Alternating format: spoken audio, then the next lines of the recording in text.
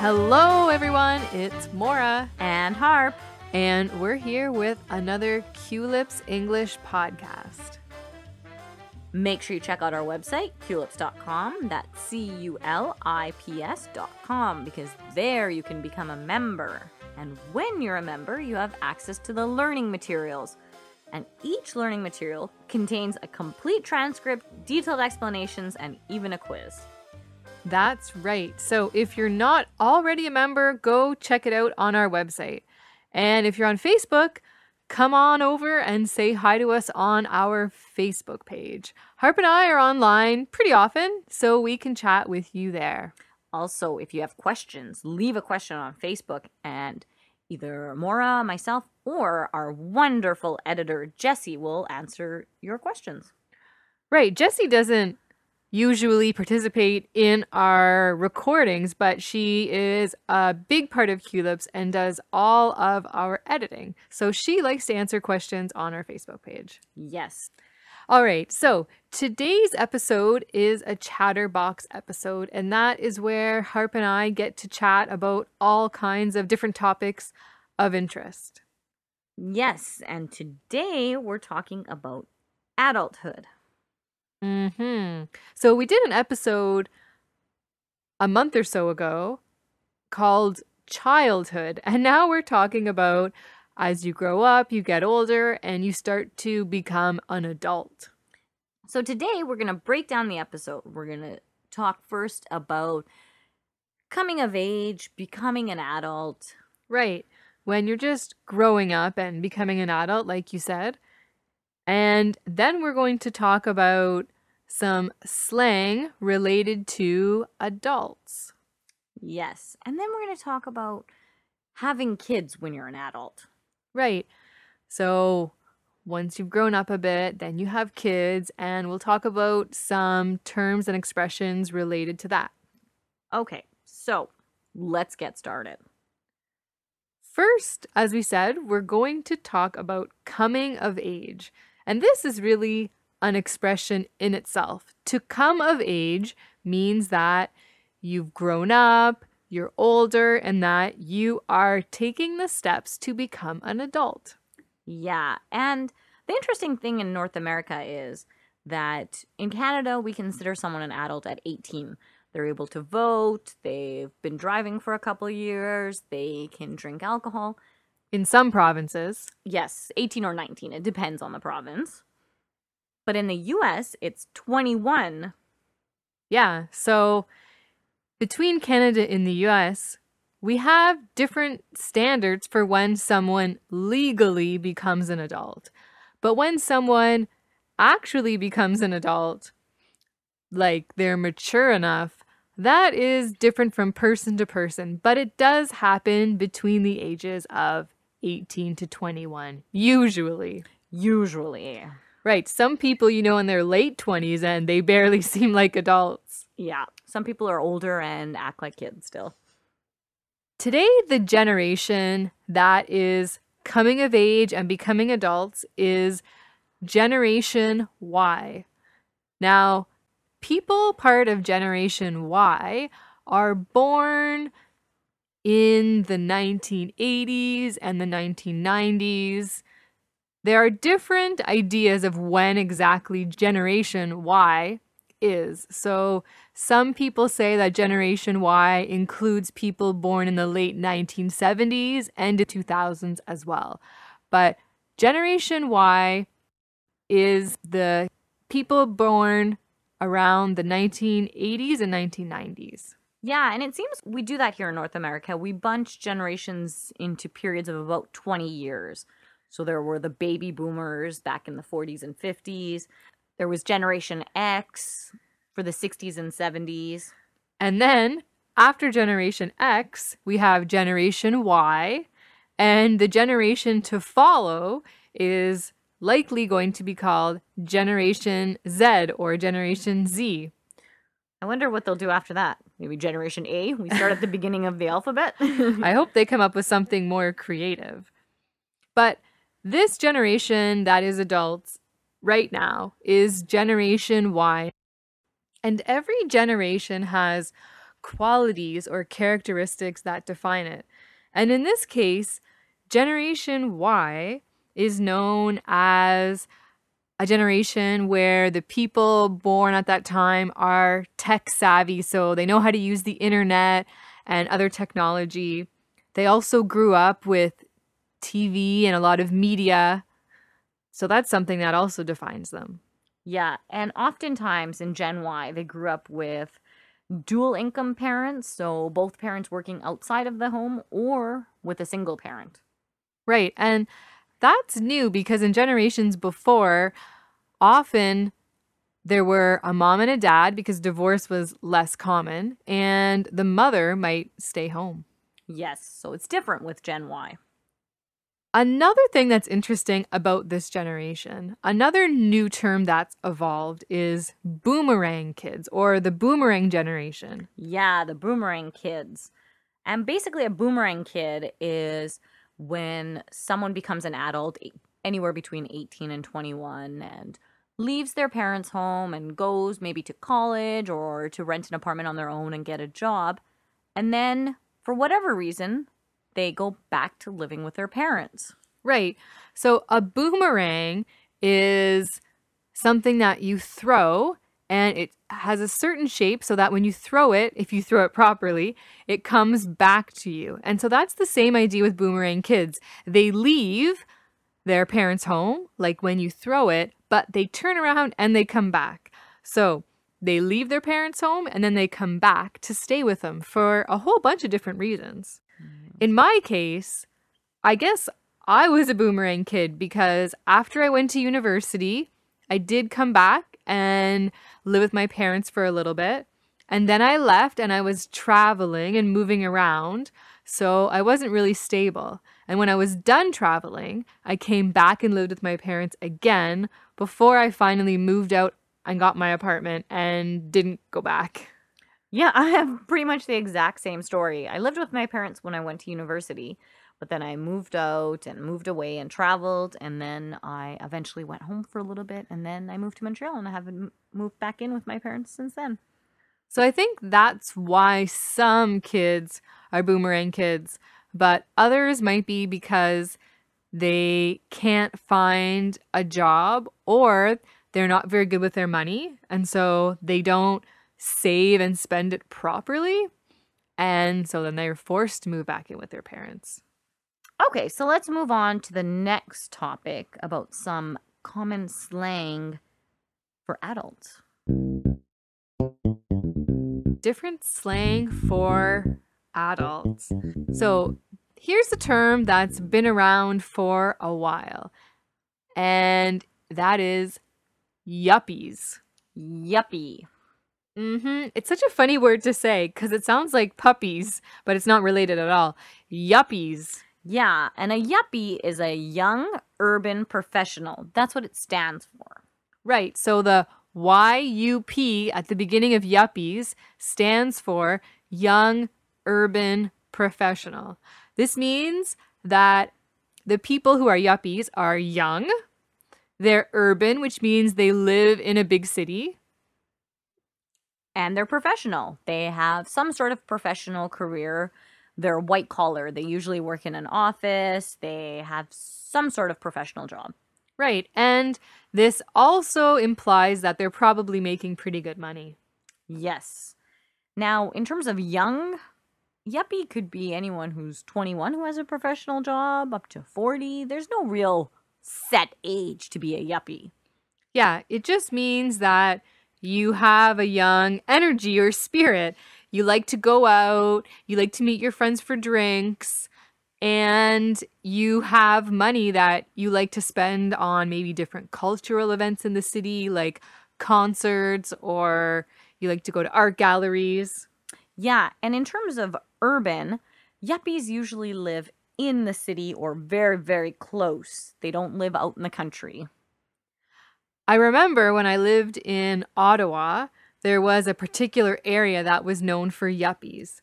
And to be honest, it was a really nice area. There were a lot of nice houses and there were a lot of cool cafes and shops.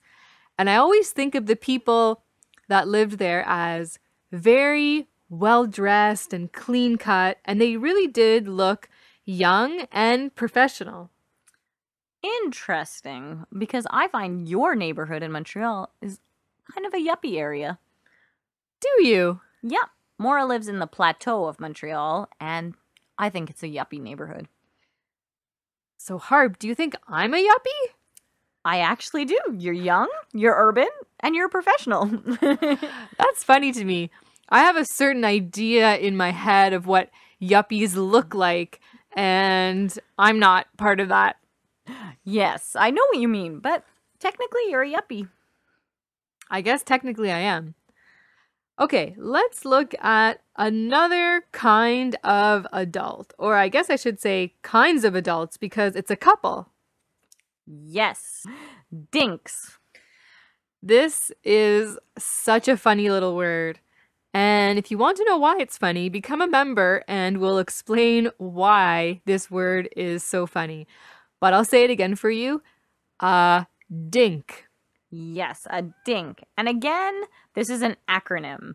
So, double income, no kids. That's a dink. Right. Dink is spelled D-I-N-K. So that's like double is D, income is I, double income. And then we have N, no, and then K, kids, no kids. So this word, this slang describes a person or a couple who both have well-paying jobs and they don't have any kids. Yes. So you can be a yuppie and a dink at the same time if you're in a relationship. You're right. Dink is kind of like a subcategory of a yuppie. It's like two yuppies coming together. So right, dink has money and they don't have to spend it on kids. They don't have a lot of debt yet. They're young and they're earning a lot of money, so they're able to spend money on whatever they like. They can go out, they can go on trips, they can buy new things for their home. And that's what I think really defines a dink, having a disposable income. Yep, and the freedom to do kind of whatever they want because they're not stuck someplace for their kids. So I have to say, Harp, I heard of the slang term dink a little while ago, but now there's kind of a new version of dink. Yes, and this one's quite funny. Dinky. Right. Dinky. So they've just added a Y. And what does the Y stand for? Dinky is double income, no kids, yet. Okay, so they added the Y on the end, which means yet. That's a little bit different from a dink because a dink means that there's a couple who both earn money and they don't have any kids. But a dinky might have kids or is going to have kids in the future. It's just that right now they don't have kids. Yeah, and if you don't know someone very well, you don't really know if they want kids or not. So they could be a dink or they could be a dinky. Oh, these words are funny. They sound so funny to me. They're cutesy little words. And these words don't come up too often in conversation, but if you're listening to the radio or television and they're doing some kind of documentary or talking about social trends, then you might hear them talking about dinks. And another interesting thing for dinks in North America is that it's two people in a relationship who live together, but they're often not married. Yeah, they could be married, but more and more we see couples who are not married, they're never married, or they've been married, divorced, and now they're living in a common law relationship, but they're not planning to get married again. Yeah, so we call this relationship common law, where they live together, they're in a relationship, but they're not married. Right. So dinks incorporate all types of couples. Yes. We'll give some more details on dinks and yuppies in the learning material, so become a member.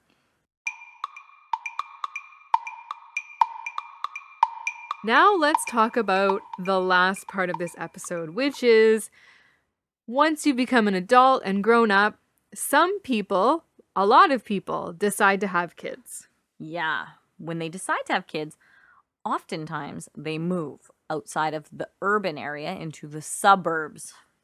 And the reason that a lot of people do this is because it's cheaper. It's just a matter of money that in order to have a nicer home with a backyard and more space, you can only afford to do it if you move to the suburbs. Yeah, a standalone house in Montreal is very expensive, but if you go to the suburbs, it's much more affordable for a family. And if you drive around in the suburbs, you really see that so many of the homes are occupied by young families. You always see a young couple with kids playing out in the yard or going for a walk in the evening. It's a very common sight in the suburbs. Yep, it definitely is. I grew up in the suburbs. Did you? Yep, me too. I grew up in the suburbs, but I have to be honest, I much prefer living in the city. I like living in the city a lot too.